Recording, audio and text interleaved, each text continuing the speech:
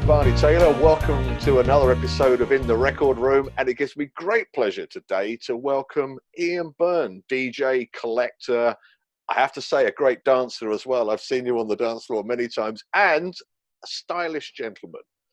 So welcome Ian to In the Record Room. How are you? Yeah, I'm grand, and thanks for that introduction. Yeah, I'm good. I'm good. I'm sitting in. I'm not getting out. I'm trying to keep busy in this lockdown. So it just gives you a chance to go through your records and do some hot. Like I painted this room there last week. So just trying to keep busy at home, flicking through records and that. But yeah, I'm surviving. I'm surviving, man. Good. Listen, and thank you for flicking through some records for us. You know how this goes. I've asked you to choose 3 records, but like, we've talked before, and one of the things I'm very conscious of is I'm very new to a scene, and it's a very welcoming scene, and I've met lots of amazing people. But every time I talk to people like yourself and others, there's a real rich history to the Irish soul scene, isn't there? So. Yeah. Why I'm very pleased to have a chat with you today is perhaps you might just kind of tell me where you fit into this, where it started for you, because I know Bubbles was quite important for you. Yeah, it was. So I guess like probably about 80% of the people on the soul scene now would have started off as a mod. Yeah. Back in the day. So I would have been a mod back in 82, 83 when I was 12 after my confirmation or for my confirmation, I wanted a 3-button jacket. I wanted jam shoes and stay pressed. So from the age of 12, I was basically into mod. Yeah. And again, listening to the Jam, the Chords, the Kinks, the Small Faces, that type of stuff. And that's what we were into then. We were listening to the 60s music and dressing like, into the 60s. And you were either, in the area where I grew up, you were either into ska, skinhead, you were a mod. And then we had people that were called trendies, at the time, that weren't really into any scene as such. Yeah. And then, so how I discovered soul music was my sister was a year and a half older than me, so she used to go to Bubbles. Okay. So her and her friend would come back to the house. They'd be playing records, Kent records, and they'd be doing their dancing, and I'd be kind of watching them, saying, "What's all this about?" Yeah. So I was asking, "Can you bring me to Bubbles? Can you bring me to Bubbles?" And she was saying, "You're a little bit young." I was 14 at the time. Yeah. And then eventually, then she succumbed to my begging, and she decided to bring me along one Wednesday night. So back then, Bubbles was open Wednesdays and Sundays for the soul night or the mod night. Yeah. So I went on the Wednesday night, and just as soon as I walked into that venue, that was it. My life changed. Wow. It was just, I think I remember listening to the interview with Paul, and Paul was saying it was very atmospheric. Yeah. So the actual venue itself, when you walk into it, you literally walk down a flight of stairs. It had a very low ceiling, ultraviolet lights, very kind of 60s kind of a vibe off it. Yeah. But very, very atmospheric. And I think the first song was probably Frankie Valli, The Night. Okay. Yeah. As I walked down, so I was literally hearing that, like, dum, dum, dum, dum, dum, dum, dum, the bass line of that, and it just grabbed me. Yeah. And then looking on the dance floor and seeing all these people dancing to what I never seen that type of dancing before, and it was all new, and I just sat there kind of mesmerized, just for the rest of the night, just sat there watching the dance floor, listening to all the music, and from then on, that was it. It was soul, and soul. That was it for me. Yeah, it's amazing. It sounds like when you were talking, I was imagining the opening of a film about your life, and it starts with you going down the stairs, and then the Frankie Valli comes on, and that was it. Yeah, and it had such a profound impact on you. Absolutely. And the thing about it is there was it was a real kind of a youth culture. Everybody, the age range was probably from 14. I was probably one of the younger guys at it. Yeah. Probably till about maybe 18 or something. So it was a really kind of a young crowd. So I started going to Bubbles in 1984, and then in 1986 the venue closed. Right. And it moved up to just off O'Connell Street to a place called Abraxas. Right. A venue called Abraxas. A lot of people then would have, when the venue closed, would have kind of went off the scene and stopped going to the club. But there was a few of us then that hung on and went to the new venue, to Abraxas. And then as I say, it was probably in Abraxas for about maybe 6 months to 8 months, and then it closed. I'm not too sure now because my memory's bad, but it wasn't that long. But it kind of, I remember the music kind of shifted a little bit when it did go to Abraxas. Noel started playing a little bit more 70s. Now Bubbles would have been all 60s, and then he would have played 60s, 70s. Then you would have had the Jam, Style Council, the Kings, the Beats, and all that. But I do remember that when the venue moved, he kind of started playing more and more kind of 70s soul, which is what I love. And I mean, that's the side of soul that I'm on, is the modern side of soul. And I guess, you know, from literally just going into Bubbles and hearing the likes of Love is Serious Business by Alfie Davis, and I just, that was the soul for me, was the 70s, the orchestration, the big sound, rather than the kind of gritty sound. And then so I would have started kind of collecting the more kind of moderny or crossovers. I obviously collected the Northern Soul first, and I was getting into that, but then I started buying more crossover and then more modern. And then as I got older and the years went on, it was just more and more modern. So today, it's just modern soul, basically. So when did you actually, so you started collecting this modern soul, and like you, it's a period of time that I just love, because there's so much variety as well, and there are lots of similarities, and as you say, there's lots of harmonies and things like this, but it's very exciting time. When did you transition from collecting to playing? How did you get? So I would have, again, at a young age, and Paul Davis probably would have mentioned the Fox and Pheasant and that as well. That's right, So even though we had Bubbles, which was the main club or venue, then there was little offshoots. So people were trying to organise their own little scenes and their own little venues. One of the pubs was the Fox and Pheasant, and I was DJing there one night, probably 85 or 86. I would have been playing just a lot of Northern, a lot of Northern tracks, not as much of the 70s. But in them days, you know, it's not like today where you can get records quite easy from the internet. There was obviously no internet. One of the main record shops that we would have went into would have been Freeboard Records. So that was the record shop in town, you know, where you get your Kent albums, your Charlie R&B albums, and that type of stuff, you know, your Motown compilations. So we would have went into Freeboard Records, and you would have, again, I would have been in school from 14 to 16 when I was going to Bubbles. I was still going to school. So any money that I was saving up for the next Kent album. You know, I'm going to get the next Kent album or the next Kent album, whatever. So it would have been probably between 85 and 86. I would have been doing a DJ slot, the Fox and Pheasant. I did play out from time to time, a couple of sets. And then I would have started playing more of the 70s. As I got more kind of opportunities to play, I would have started playing more and more 70s. But I got a lot of slagging for being in the 70s, you know. Amongst the mates, because you know at that stage, if you're into modern or into 70s, you know, my mates used to slag me and say, "Oh, you're into all the gay anthems and all that type of stuff." You know what I mean? It was just just slagging, but there wasn't many people on the scene that would have been into the modern side of things. I remember Usheen, when Usheen Lunny was here, he would have been big into the 70s and that as well. So and then like you'd have the likes of the Tony Hanlons, who just likes everything, you know. You know, if you talk to, like, if you look at Tony, or if you had seen Tony back in the day as a mod, you know, you would have total 60s mod. But when you're talking to him, he has an amazing 70s collection, you know. So he's all, and he'll be the same with Joe Moore, and Joe would have had a lot of, you know, would have got into the 70s and the more modern stuff as well. In and around the time of the rave scene, but now he's back buying a lot of the new stuff and into the kind of the 60s stuff as well. You see, it's interesting because, like, I mean, like, you've been to D8, you played a set for us, you've played at lots of other places. Do you think there's less concern now about categories and just more emphasis on actually just making sure that you play something that sounds good? And that's not to say that you have to just play bog standard stuff. I mean, you know, you have some very interesting records. So, I mean, is it fair to say that nowadays you could go to a club and hear lots of stuff from a broad spectrum without people walking out in disgust?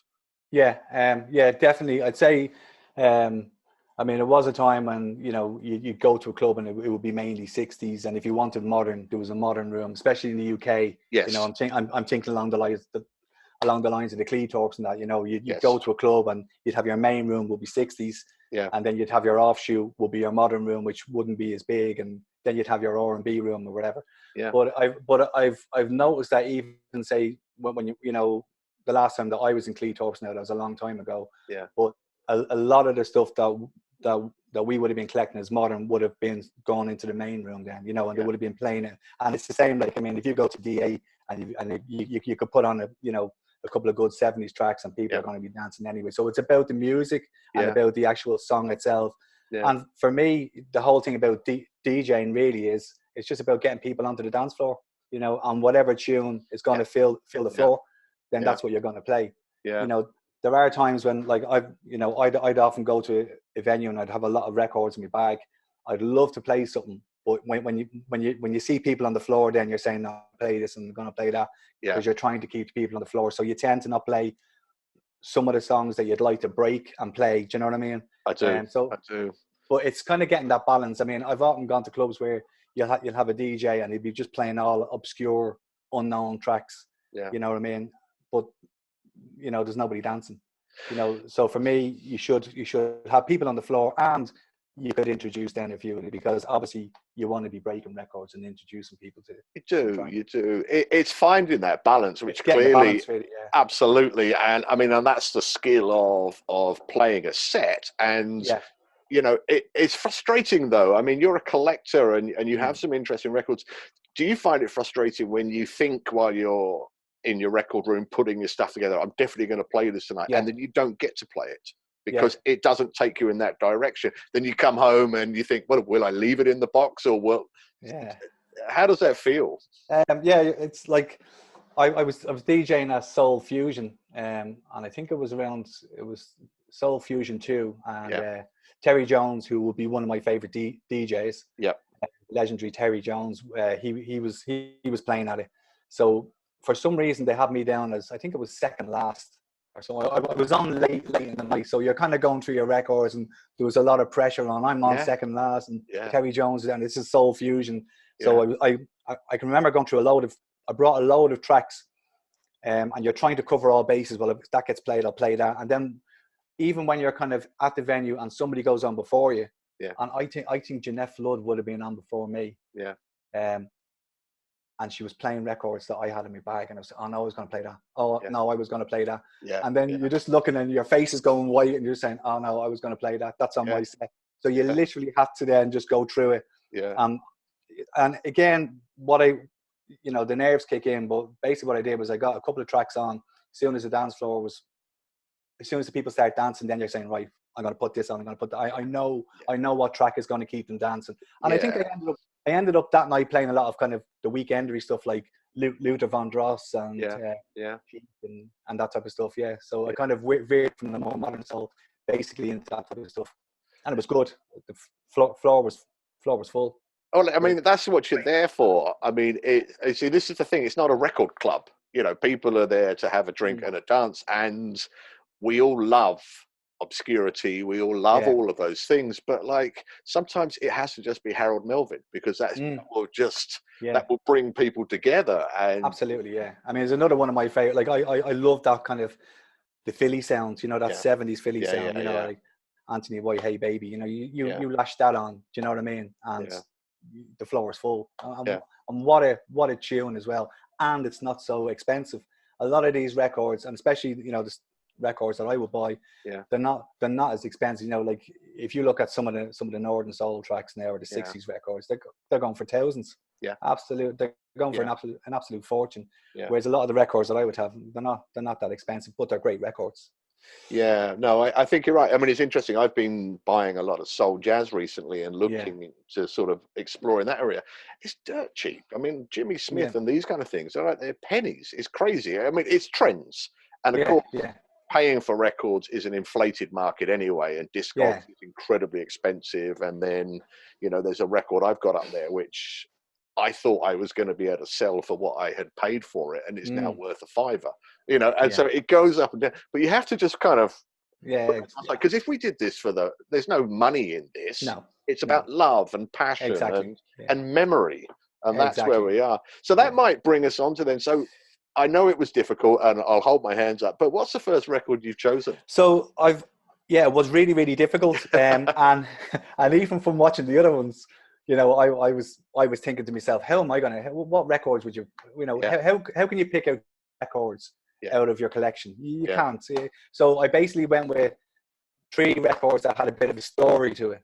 That's how Brilliant. I pick my. Yeah. That's how I pick my 3. So I can show you a record and kind of give you a little bit of a story on it. Well, So the fourth, please yeah. So do. the first one, again, everybody would have been speaking about Kent. Kent would have been the first albums that we would have started buying and would have Yeah, yeah, got us into the northern scene. yeah, They were albums. They were brilliant compilations. You know, quality. You know, for the price of an album. So yeah. Kent. So I have to pick a Kent one. So my first one and is, I don't know whether you can see it. I So can. this one here is a Kent promo. So it's a promo copy of unissued Kent stuff Fabulous. that they were bringing out. Sorry, that they were bringing out on CD. So they were anything that Kent was bringing out on CD.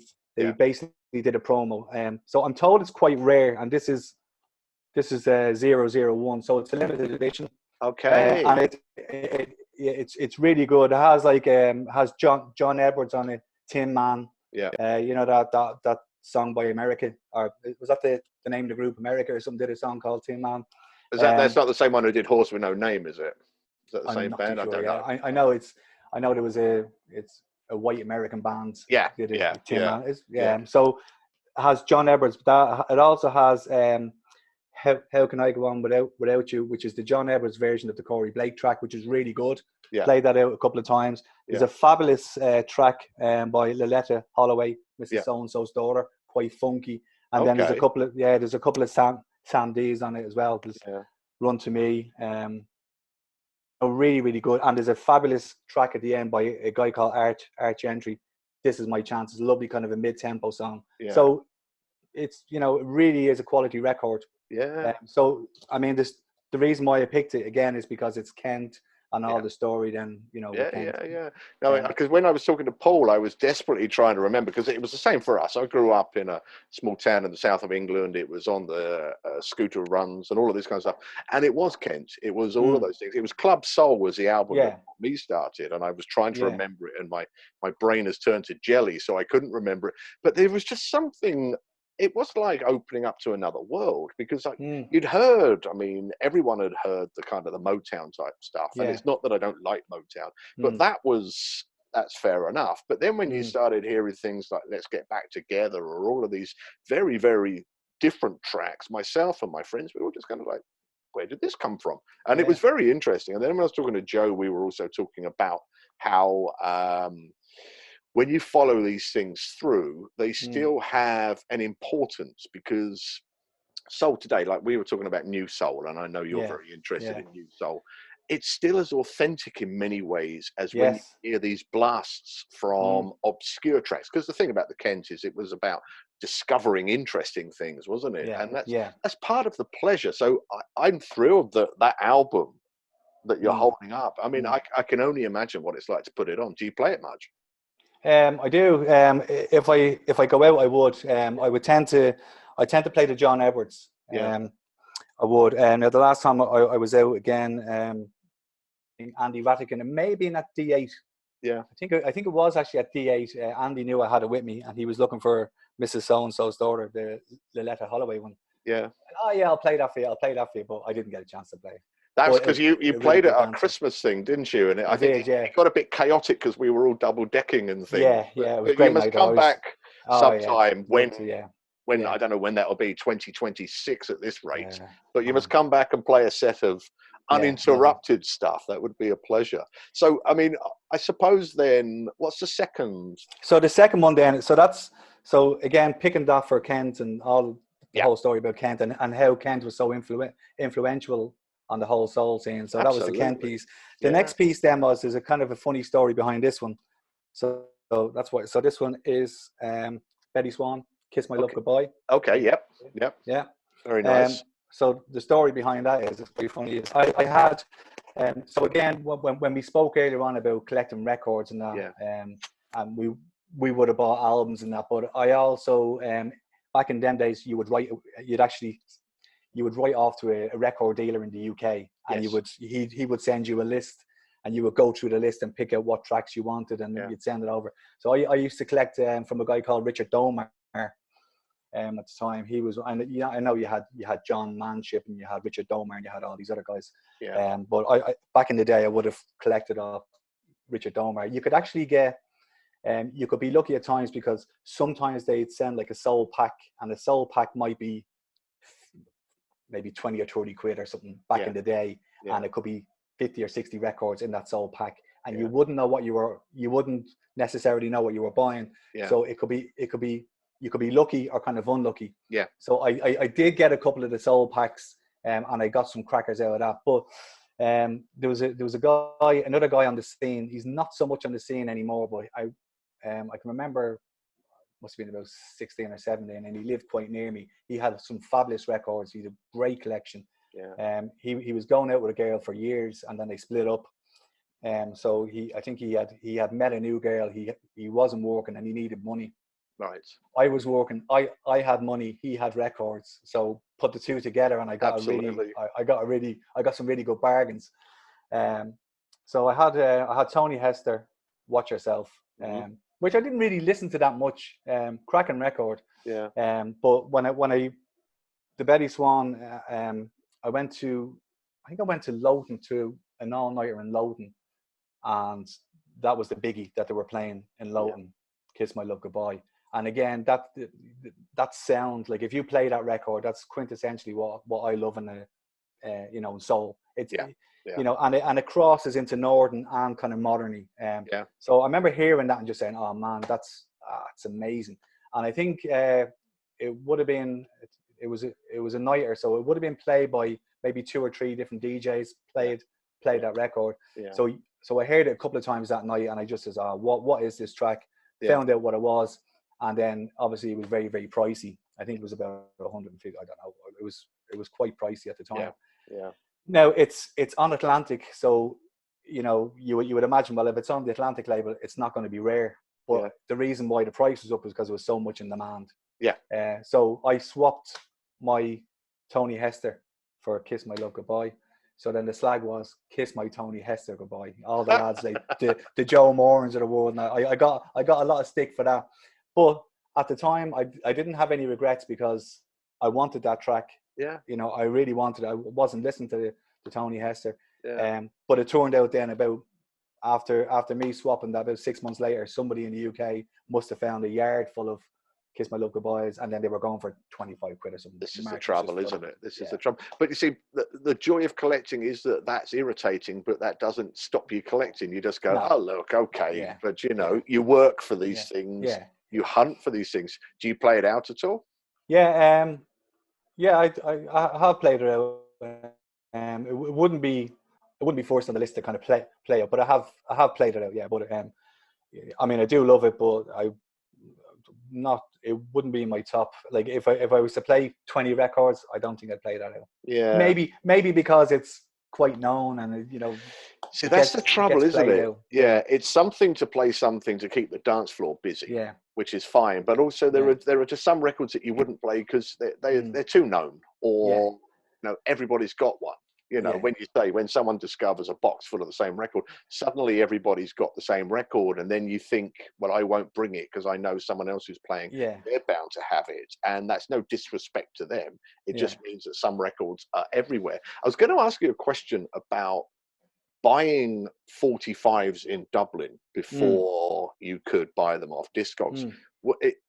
To my mind, and I may be wrong, but like when I go around and look at Freebird and Spin Dizzy, I imagine that there was a time when there might have just been one single and 10 or 15 people racing around looking for it. I mean, was it a bit cutthroat buying 45s? It would have been it would have been quite hard to get singles. Like I picked up, especially in the likes of the Freeboard and that. I just have memories of albums, really, mainly albums. You could be lucky and go to a charity shop and pick up a nice single. I picked up a Benny Try I Want to Give You Tomorrow in a charity shop for 50 pence at the time.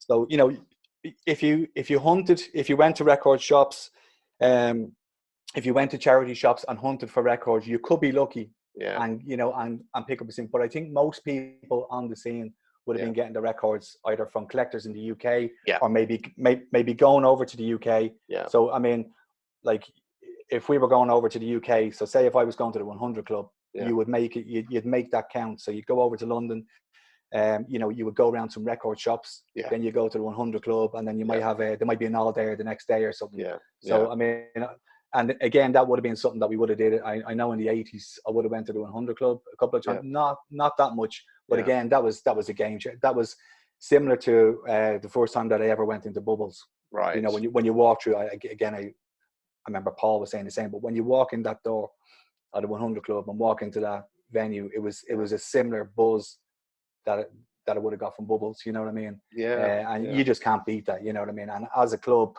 you just can't beat it. The whole atmosphere, the sounds, and all was incredible. Yeah, I mean, there's a reason why it is what it is and has stayed what it is. And it's interesting because everybody I talk to, and this is something I find fascinating, they always tell the story of travel. So always about going from Dublin to London, or to an all-nighter, or Cleethorpes or something. It's part of the fabric of the Irish community, isn't it? See, we'd be talking amongst ourselves, and we'd be saying, like, God, the lads in England, they have everything. Like, they have the record shops, they have the venues, they have the clubs. Yeah. But we didn't. So it was harder for us to actually be soul boys. Do you know what I mean? I do.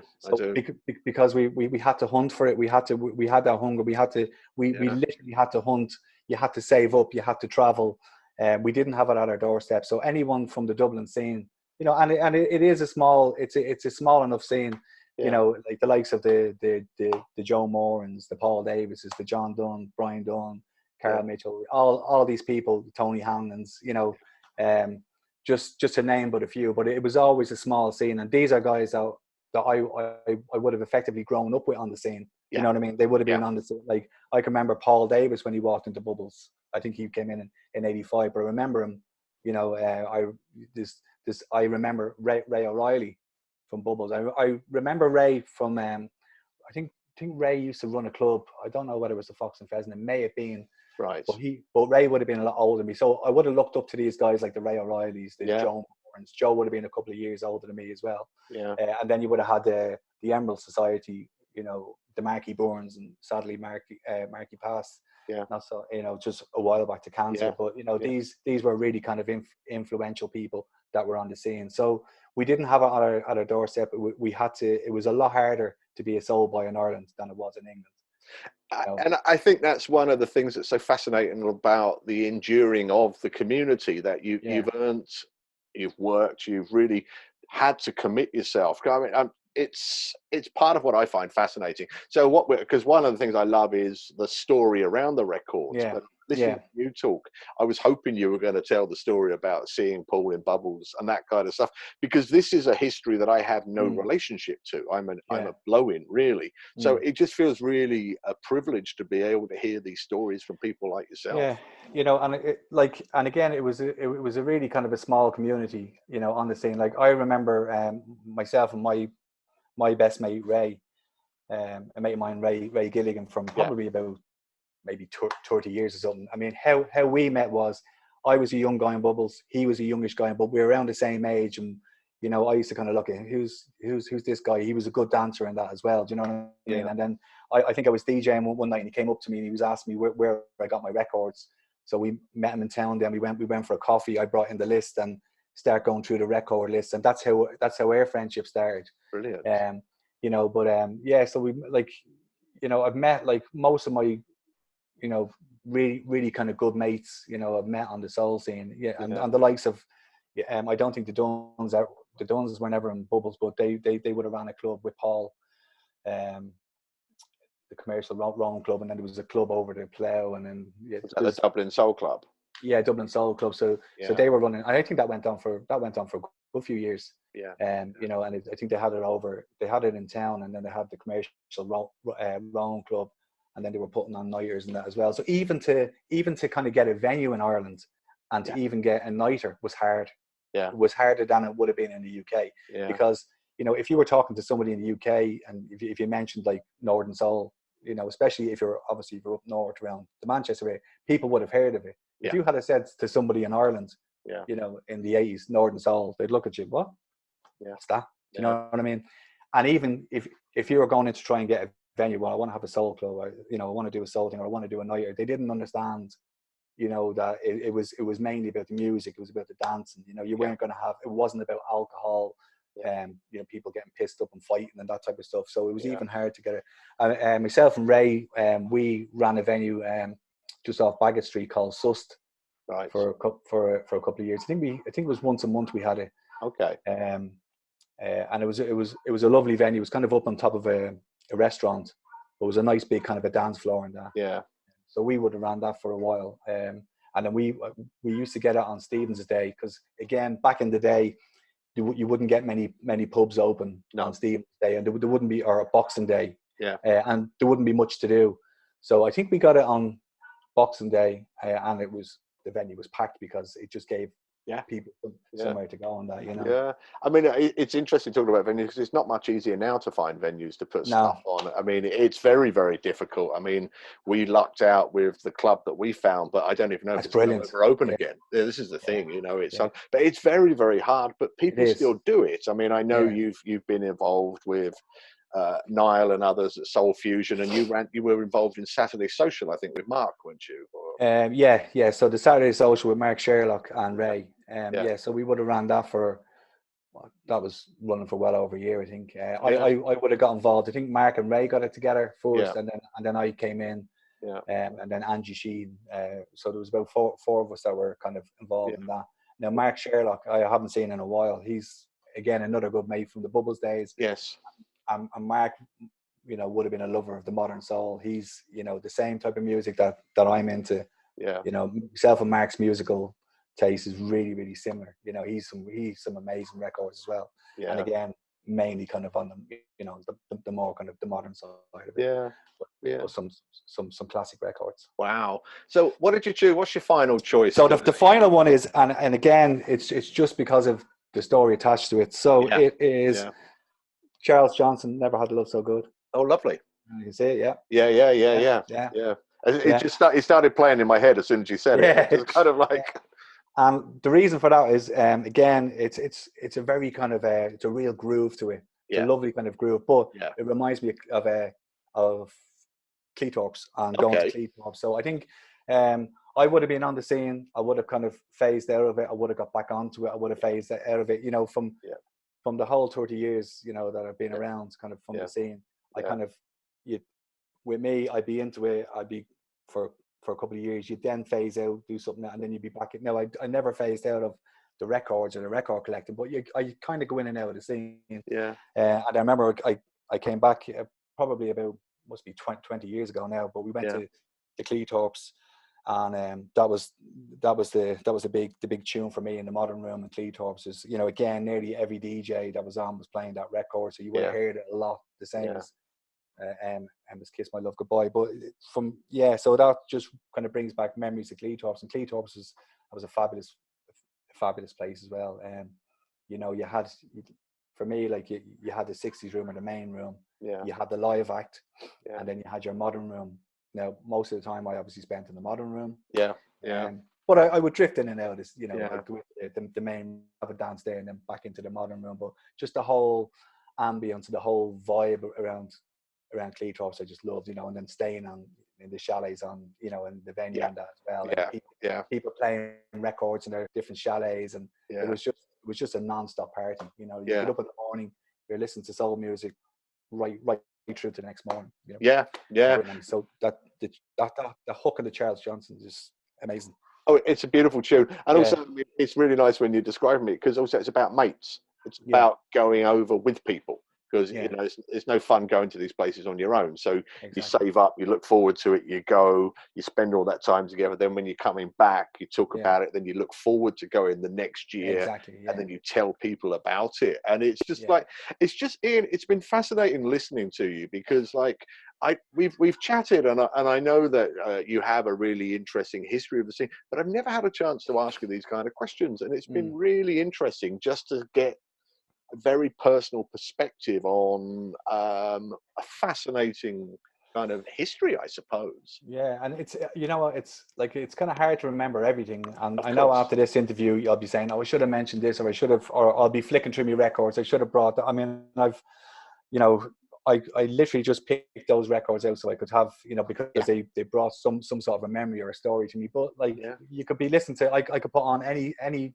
record or single, Yeah. and straight away some Yeah. story is going to come back in. I can remember that on Bubbles, or I can remember Yeah. hearing that over in Cleethorpes or whatever, you know. Yeah. And look, the soul scene in Dublin, or in Ireland really, especially with the likes of the DA, because that is a brilliant venue, isn't it? Oh, It's yeah, it is. It's amazing. I mean, I'm hoping we're going to be able that's to a get back really in there. that is a really good venue. Yeah. You know, like it doesn't have a massive kind of a dance floor, but there's something about it. You know, you can, you know, you have people dancing on the floor. You have people dancing beside the dance floor. You know, it's the type of venue that you're sitting down, you're just going to get up and have a little bit of a dance, even around where I you're. think so. Do you know what I think? I Yeah. think it's the stairs. Because Yeah. everyone I talk Yeah. to, they describe going downstairs and Yeah. hearing music. There's something about that. Yeah.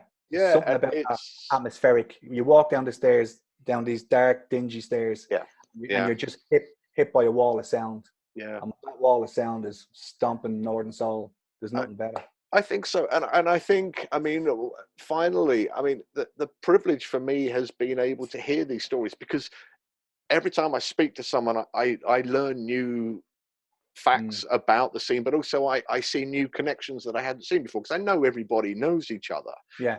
I didn't know to what extent, or I didn't know who was doing this and then who met them. And so it's just been amazing, Ian. Thank you very much for letting me No just problem. pick your brains for half an hour. It's My been a pleasure. pleasure. Good, my pleasure. Thank Lovely to talk to you. And hopefully, Barney, fingers crossed, you. we will see each other in the D8 Soul Club sooner rather than later, because this I think this lockdown is really getting everybody down. And you know what? I think it is. Wouldn't it be brilliant to celebrate, you know, our freedom of the lockdown by going in in the dance floor? Ian, you're absolutely right. I think it's going to be a little while, but I think, you know, another couple of months, I'd say. Yeah, I'd say maybe another couple of months. Yeah, I think, but it's going to be a hell of a party. Yeah, will be. You know, we'll be a lot heavier. People will be a lot heavier, but hey, we'll lose that weight on the dance floor, huh? That's why you can't see. You can only see the top part of me. We'll lose that weight on the dance floor. We're going to have to. I think there's going to be lots of them, isn't there? Yeah. So all good. Thank you very much, Ian. Take care of yourself. And thank you. Cheers.